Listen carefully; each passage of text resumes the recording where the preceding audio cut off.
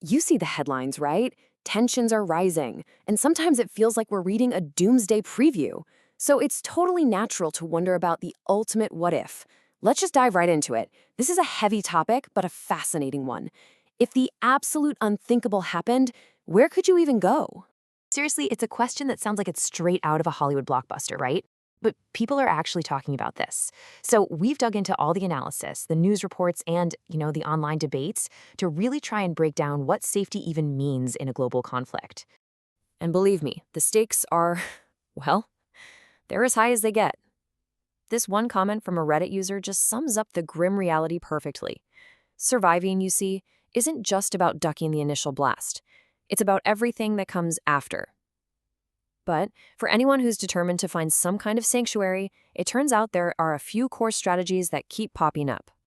So what actually makes a place a safe haven? Well, it's not just about getting lucky. It's really a mix of geography, politics, and of course, resources. Let's break down the main ideas here.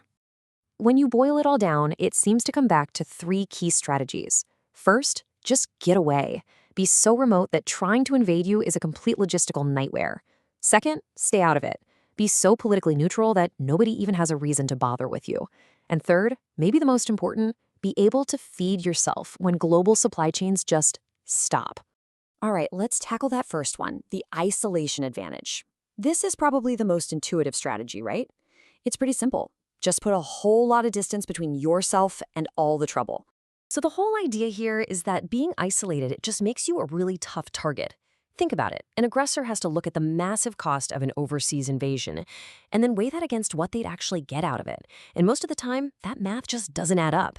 And we've got some classic examples of this. You've got New Zealand, which, has become a favorite spot for billionaire doomsday preppers, and it has all those mountains for extra protection.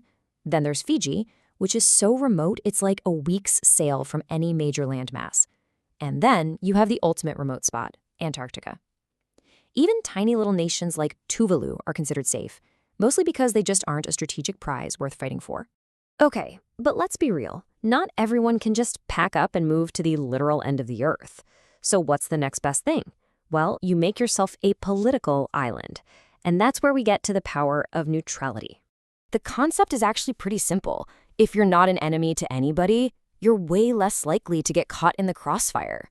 And for centuries, some countries have absolutely perfected this. They've basically turned minding your own business into a national security strategy. And you see some classic examples here. Switzerland is the poster child for neutrality, of course. Ireland is a big one. Crucially, it's not a NATO member, so it's not obligated to jump into a conflict. You've got Austria, where neutrality is literally written into its constitution.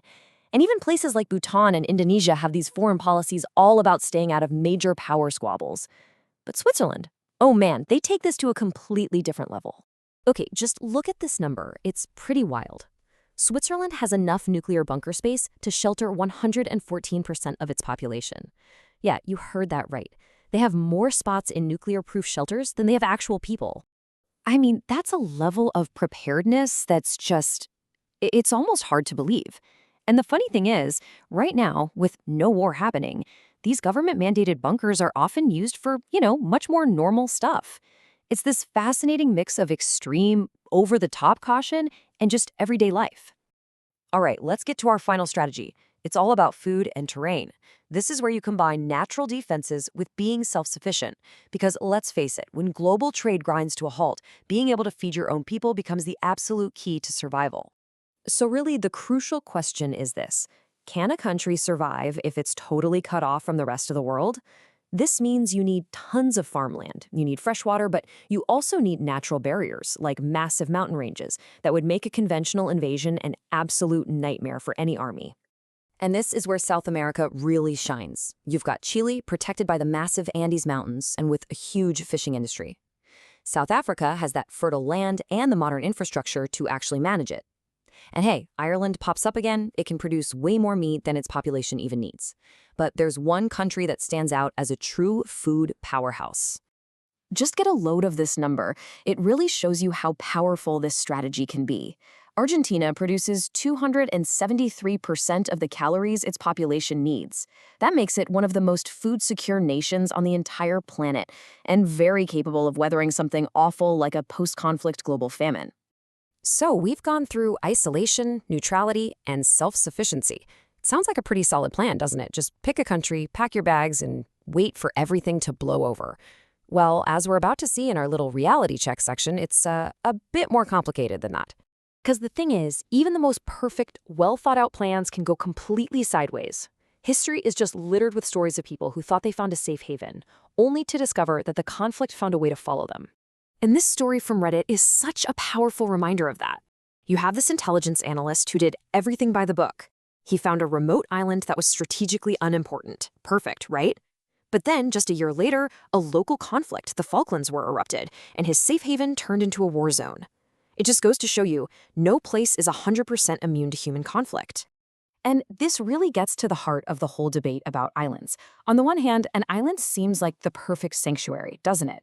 But as a lot of people pointed out online, it can also be a trap. So many islands import most of their food. If you cut off those supply lines, that paradise pretty quickly turns into a prison.